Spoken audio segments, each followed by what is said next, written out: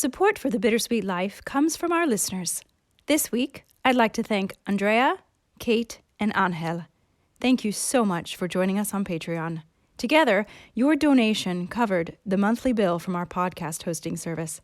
So you literally kept us on the air. Thank you so much. If you love this show, pitch in to keep it going. You can find links to donate in the show notes or visit thebittersweetlife.net.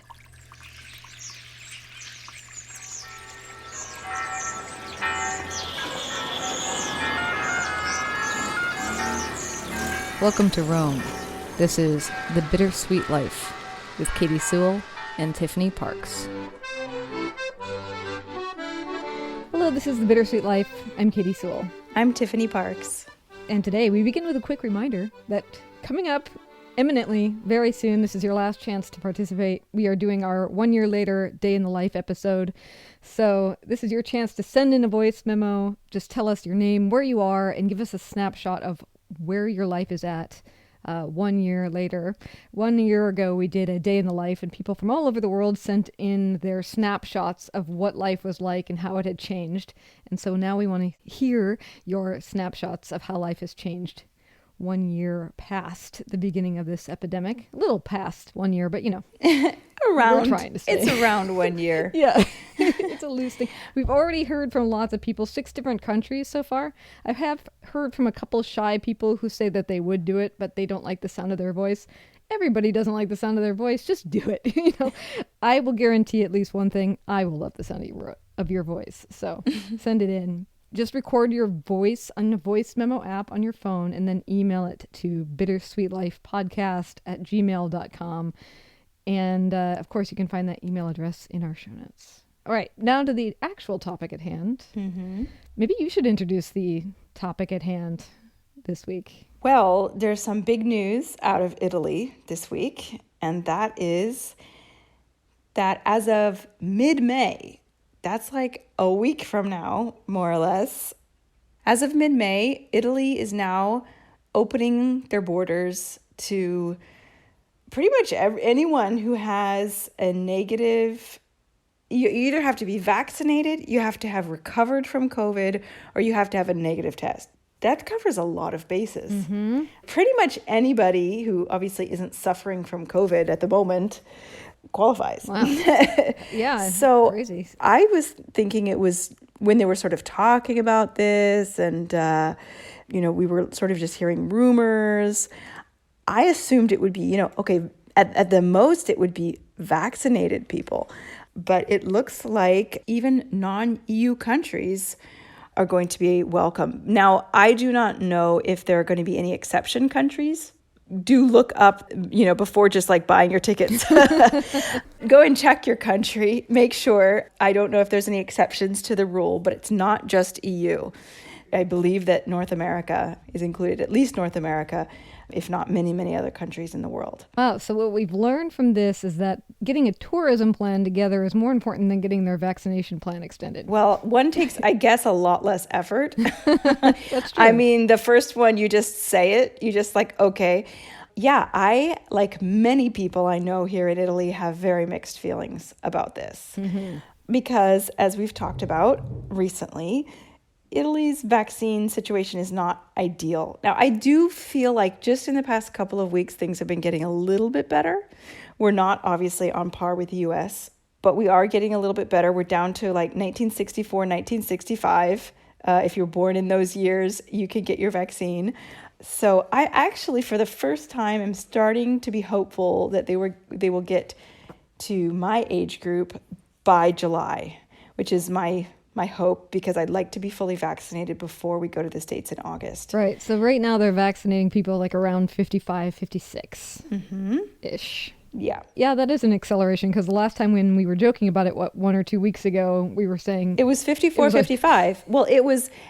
I believe that it was roughly 1 month ago, and I would have to check, my text messages to make sure, because I texted my father-in-law and I said, you can be vaccinated now, go sign up.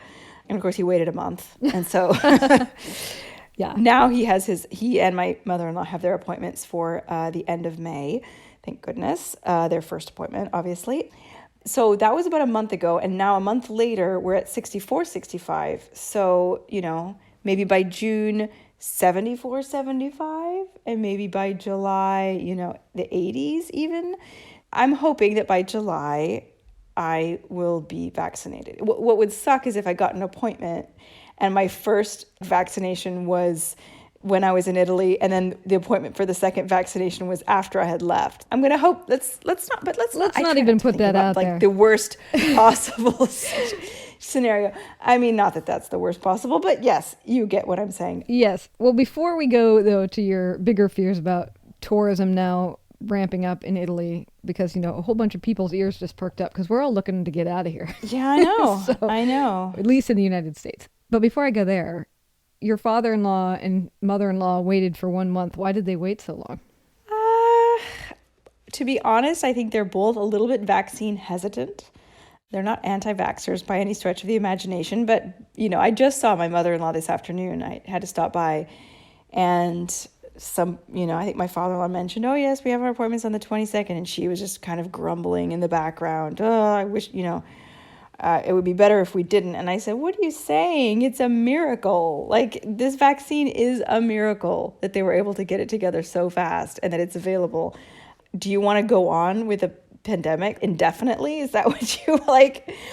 Yes, I get it. People do have their worries, but at the end of the day, it just seems so skewed. The balance is so heavily favors the vaccine, in my opinion. It's interesting, though. Just a quick aside, I was listening to a different podcast, and they had on a, I forget, some sort of medical expert, or no, it had to do with answering the question, how did the vaccine come to be so quickly? Because one of the people had called in and said that one of the main reasons that they're so hesitant is because, how could this possibly have happened so soon when most vaccinations take years and years and years to create. Mm-hmm. And the guy who had been working on the technology that made this vaccine possible, his answer was basically, oh, I don't think of this as happening fast. We've been working to try to figure out this technology for 7 years. And we just got lucky that we had it ready to go when this pandemic hit. Otherwise we would have had this long process of trying to figure it out. Right, because the coronavirus existed before, is a larger category. It has to do with how did they develop the right vaccine so quickly and with these new methods that they have,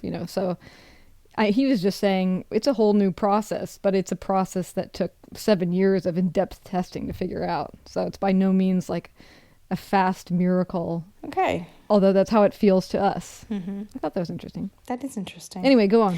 No, I was just saying that, I think a little bit of hesitancy, a little bit of disorganization on their part, and only AstraZeneca was available, and they really wanted Pfizer, and, that sort of thing. And they're kind of homebodies. They're, especially my mother-in-law. My mother-in-law is the biggest homebody I know. Yes. I mean, she doesn't really go anywhere anyway. So for her, what's the draw? But yeah, the point is they're doing it. They're all set. So I'm a little more hopeful. The last time we talked about this, I did not think I was going to possibly get the vaccine before August. And hey, I still might not. But I have a bit more hope now. But as for Italy opening up, I just feel like, okay, this is why I feel conflicted. I feel like, to be perfectly honest, if I were to step back and look at myself subjectively, if Italy announced today, we are not opening at all summer, I would probably be sitting here complaining about that and saying, the tourist agencies, the tour guides, the restaurants, the hotels are going to go bankrupt. They're just destroying the Italian economy. They can't survive one more summer like this, one more high season like this. It's going to be impossible. But now that they're saying, a month before these, whatever they're called, green passports, or I'm not sure what the EU is coming up with, this vaccine passport, even a month before they're ready, we're going to open up to anyone, basically. I mean, almost anyone. It feels premature. And it feels like, well, what? Now I'm on the other side. Well, what about all the people who haven't been vaccinated? What if people, as they say, a lot of people are saying that even if you've been vaccinated, you can still be a carrier for the disease. What if all these people come in and they get a new wave, we get new variants? What if Italy is just totally destroyed by this? the truth is I can see it from both sides. And that's why I feel so conflicted about it. Yeah. And yet, in the meantime, I have a text message from you that on my phone that says something like, Italy's opening on May 15th. Book your tickets. Let's go. Yeah. Because you don't count. You get a pass because I'm vaccinated and I'm just trustworthy. Yeah, and you're not going to go out like licking tables and stuff. Is anybody going to at this point? No. But yeah, so. I mean, that's just for selfish reasons. Not just for selfish reasons for me, but I know how much you want to come to. Yeah. But of course, everyone who wants to come to Italy wants to come to Italy really badly. And there is still that draw of it's quieter right now. And if we were to fly out on May 15th, we probably would be slightly in the first wave of, let's say, the tsunami of tourists that are about to hit Italy. I really just can't predict what's going to happen because meanwhile, while Italy is making this big announcement, the American embassy has told people, do not go to Italy. It is level 4 risk. It is high risk of COVID. Don't go. Mm-hmm. I suppose people who've been vaccinated might say, well, I've been vaccinated, I'll take my chances. Mm-hmm. So maybe that won't make a difference. I don't know. I don't know how many people also will have a bit of a conscience about it and be like, you know what, that's not right. That's not the right thing to do. I'm going to stick close to home. Mm-hmm. Yeah, I mean, there's been a lot of articles in the paper over here about what does safe travel look like this summer if you've been vaccinated. And basically, that is the advice that they're giving. You know, if you're vaccinated, make a trip to travel around the U.S., you know, go visit family you haven't seen. Still kind of keep it modest. You know, don't mm-hmm. plan your giant epic round the world adventure right now. No. That's sort of what they're saying. Basically, for that reason, every country is going to be different in what's going on, how much havoc is happening, how big the risk is. Even if you're vaccinated, how much the country's in turmoil is all going to be different depending on where you go in the world. So their advice is stay home. Don't stay home, but stay, within your vicinity. Stay close to home. I would not be taking such a long trip if it weren't to see my family.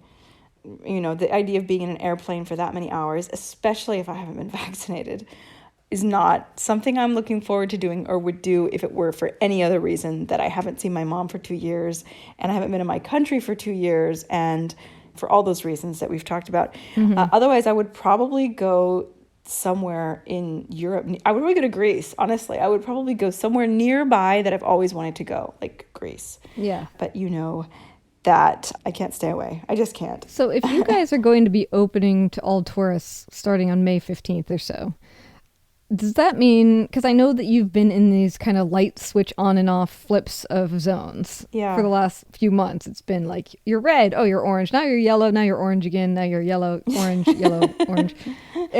So that every day practically you can be in the restaurant. No, you can't. Yes, you can. No, you can't. It's so true. And I loved your point on the mini episode last week that Italians just go with what it is. They just switch. Oh, I can be in a restaurant. They just pack in. And if they can't, they don't.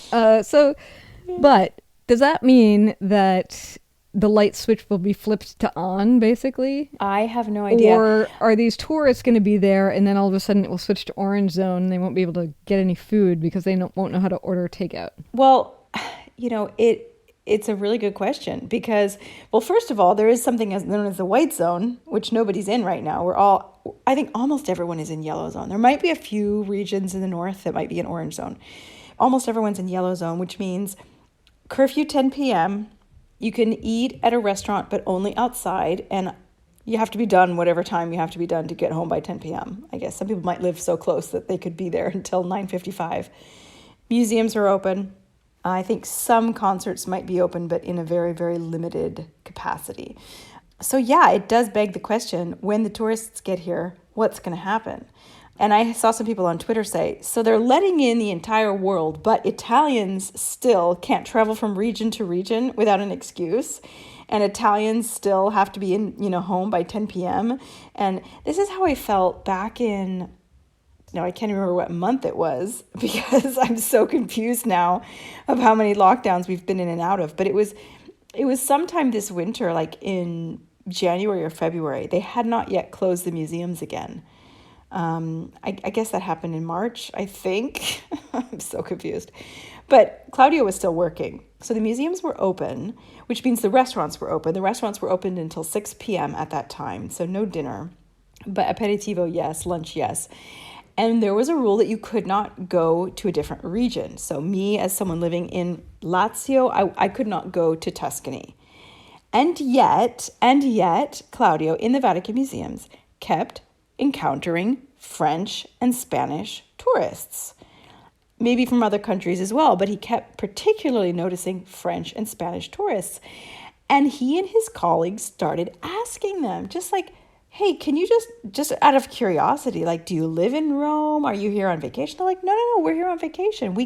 How did you get it? We drove in. We just drove across the border. Mm-hmm. And I mean, they started doing it like almost like a scientific experiment because not really, but they asked he and several of his colleagues were asking like every single foreign tourist they saw what their experience was.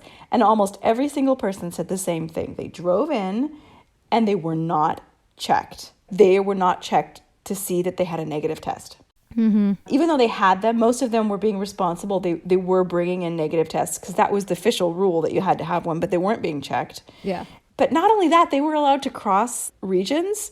And I felt like I'm an Italian and, all these Italians living here in Italy and we can't go to Tuscany for the weekend.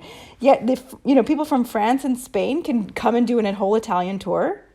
It just felt so unfair. Yeah, it's interesting. And I feel almost like a repeat of that. Here we are, Italians, we're stuck. We're not vaccinated. We're living these sort of we're still in limbo. We're probably not going to be accepted, obviously, because I'm a dual citizen. But most Italians are not going to be going out of Italy for the summer. They're going to probably be going to the beach, 50 miles away. And yet we're going to be inundated with tourists who are maybe bringing us more virus. It just seems unfair in the same way that it was unfair before. Yeah. In a very anecdotal story, I mean, I had my passport checked coming into Italy multiple times, of course, but have you had the experience where this happened to me a couple times, so it could just be me, but where they just barely even looked at it? I've had one stamp my entry thing on top of another entry thing. What do you mean on top of? Like, they stamped it on top of like where somebody else had put a stamp. Oh, yeah, they do that all the time. They don't even look. They don't even care. Yeah. I sometimes have to ask them to stamp it.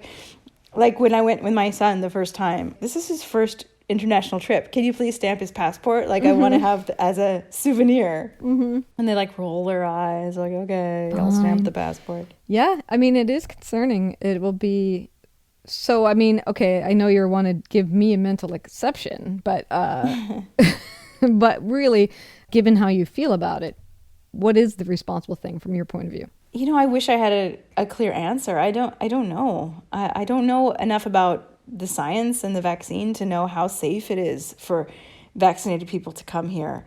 Or, but it's not just vaccinated people, though. Yeah, I feel like it would be different if it was like vaccinated people with the card can come. Yeah. If all you need is a negative test, first of all, it's very possible to have a negative test that it just hasn't been detected yet. You have it and you don't know. And also, you could get it while you're here and more people circulating, more people in the country. You could pick it up. You could pick it up on the airplane. You could pick it up in Milan and bring it down to Rome. There's a reason that, when there's a pandemic, people need to stay in place so they don't spread it. So if there's more people moving around, I don't know. On the one hand, I think about my friends who are tour guides. I look at the restaurants that I see and I think about them and I think these people really need the business. And on the other hand, you do worry about the population. And then there's a third thing, and this is totally selfish, 100% selfish. I just don't want to see the city fill up again. Mm-hmm. I am so used now to seeing Rome this way. That is so wonderful and just so quaint and so relaxed, so just easy in a way that Rome is never easy, just to walk around, to just not have to be in a crowd of people constantly, not have to have a giant tour group in your face and not be able to move down the street, or whatever, not be able to walk down a street and not have 100 people trying to get you into their restaurant. because they think you're a tourist or whatever it is. It's just Rome is so pleasant right now that I almost don't want to give it up. And we've had this terrible weather all spring so far, mostly terrible weather. And, we've had all these lockdowns, so we haven't, even if it was a nice day, you go into the city, but like you can't do anything, you can't eat, you can't. So I haven't been spending much time in the city. And now finally it's May, it's spring, like things are open. And now I feel like it's going to be stampede. But then again, maybe it's not. Maybe people are going to be gun shy to travel. I don't know. I really don't know what to expect. What do you think is going to happen? Like knowing Americans. Obviously, it's not just Americans. It's people from all over the world. But yeah, I mean, I don't know. I just feel like it's impossible to say. In America, it's so vastly different in what we might do. It's hard to predict. I don't know. I mean, I think I can speak for me personally. The temptation for me, selfishly, is that I would like to see it slightly more empty, particularly because I've lived there for a year and then spent multiple months there after that. I'm very familiar with what it feels like to be trying to get through the piazza that the Pantheon is in to get to something on the other side, and how at certain times the bottlenecks that can happen in there can just be extremely frustrating. And so I love the idea of just breezily strolling through on my way somewhere else. It really is wonderful. But I will say that for me, it feels like it would be irresponsible to go right now. So I probably won't. Well, I think that you're probably right. And that's not because I feel like I'm a danger to anybody either. I don't. Mm-hmm. It's also partly because I think that the flight might be misery. I've talked to a couple friends. This is excepting my sister, who will send me pictures of her lying asleep on the plane, laying down because there's nobody on the plane next to her. But I've heard from other people who just have done like just cross-continental flights and say that there's less people on some planes, but it's kind of a misery because you got to keep your mask on the whole time. They don't really want to give you anything to drink. There's no coffee if it's like 6 a.m. If it's 8 p.m., there's no cocktails. They said there's just nothing about it that makes it kind of that fun, comfortable adventure in the sky, I don't find flying a fun, comfortable adventure in the sky. I haven't found it one since I was probably in college. Definitely not since having a child. Yes, but there are some people who like the atmosphere of shutting off their phone and having a fine excuse to watch 6 movies in a row, or like just work on whatever they want to work on for 13 hours. There are certain people who just really enjoy that, and some of these friends of mine that have told me about this are kind of used to be frequent commuters, and they just say that everything that sort of made it tolerable is currently on hold. So add that to a 24-hour travel plan, and it sounds a little bit less pleasant. Yeah, I can get that.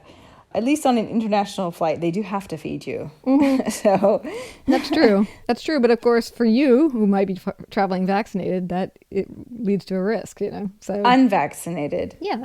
If I'm unvaccinated, yeah, for sure.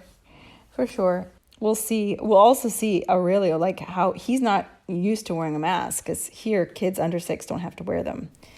He had to wear one just during the brief months that his karate studio was open. He would have to wear it just when he was going in and when he was coming out, and he had no problem with it. I think kids actually are the ones who like suffer the least with the masks, because they can get used to anything so fast. Yeah, they just do what you tell them to do. Yeah, well, it's not quite that easy. You have to wear this to go play with your friends, then you'll wear it to play with your friends. So we'll see. I'm sure it'll be fine. I remember one flight I took, I think it was when I came to the States for my book launch back in 2018. My mom said, wear a mask on the airplane. Like, I always wear a mask on the airplane, and I never get sick anymore. And so I went to the pharmacy, and I remember I was like, do you have any face masks, like surgical face masks? And they looked at me funny. I'm like, maybe. Let me go check. What a different time. And I bought this little pack of surgical face masks, and I brought them on the plane, and I put one on after I sat down. And I didn't feel too weird because, there are people who do that on airplanes. I mean, now there definitely are. I couldn't breathe. I totally couldn't breathe. I mean, I'm so used to it now. But at that time, I was like, oh, I can't do this. And I felt so claustrophobic. I took it off after 10 minutes and I didn't wear it. Yeah, I mean, that's another thing that will be interesting to see is, do people just wear them now on planes from here on out? Just for that reason, just to not get sick. Or just to wear them in general, not just, I mean, obviously you wouldn't wear them when you're out taking a walk in the park in normal times or when you're on a street where no one else is. But I can see wearing it in certain situations, even when you're not in the middle of a global pandemic. And I mean, I haven't been sick in so long. So many people have said that. I haven't had a cold in 18 months. You know, I haven't had the flu. My kid used to get sick all the time. And he hasn't been, I mean, knock on wood, but he hasn't been sick in ages. Yeah. Part of me is like, maybe we should, I'm not saying, wear masks all the time, but, like you said, in an airplane, in a train, in the subway, maybe. Cold and flu season. Season. If you're in a big crowd, if you're in like a stadium or something, I can see. If you're feeling a little ill. Yeah. I personally wonder if the U.S., and I don't know if other countries have this too, but the U.S. has our overdriving work ethic about how we must work long and hard, and that who we are at work is who we are in life. And there was that kind of expectation that if you weren't that sick, you would still go to work. And I wonder if that will change.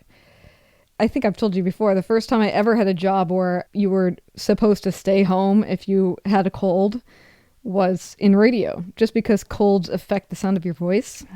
Even if you're not that sick, stay away because we don't want our host to sound bad. That was the first time where I felt like it was okay that, if I was just feeling a little run down, that I could stay home. Versus normally, like in other jobs, I would have been, oh, it's just a cold, I'll go to work. That's interesting. We'll see if that changes too. We will. That's a good point. Either way, it just feels very much like everything is in the in-between. And in Italy, it will be interesting to see if this change in Italy makes it feel for you like a new chapter. We'll have to find out. Yeah, well, we'll have to see. I'm really curious to see if people are going to come en masse, because that's how it feels like right now. It feels like everyone is just sort of bracing for a stampede of tourists, but I don't know that that's actually going to happen. I mean, first of all, I imagine there are a lot of people out there who don't have the money to travel right now. True that. Or to travel so far. That's true. I don't know. There's some sort of a side thought here, just because as I'm talking to you, for those of you listening, Tiffany and I record ourselves, but we look at each other through Skype or Zoom or whatever. And as I'm looking at you, I'm also looking at the wall of my office, and there has been this one sugar ant that has been walking around the wall in my office for like 5 or 6 days now in these endless up and down exploring circles. And I keep thinking like one day he's not going to be here. This will be the last time I notice him. But no, it's just been going on all week. Him just moving up and down around this one wall.